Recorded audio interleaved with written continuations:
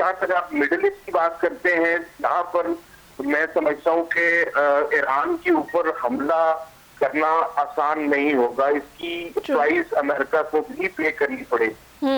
अगर वो कोई ऑपरेशन, कोई एडवेंचर करते हैं, तो दूसरी तरफ से भी आपने ये देखा कि उनकी स्टेटमेंट्स है वो बहुत क्लियर है, कैटेगोरिक है कि उन्होंने दो टोक मौका भी इख्तियार किया ईरान की गवर्नमेंट ने।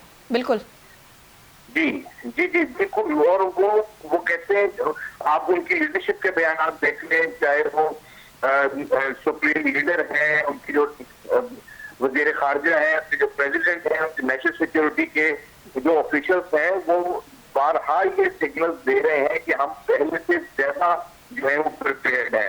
बिल्कुल। तो अगर ये एडवेंचर होता है तो मैं नहीं समझता कि ये इतना स्मूथ सेलिंग होगा अमेरिका के लिए।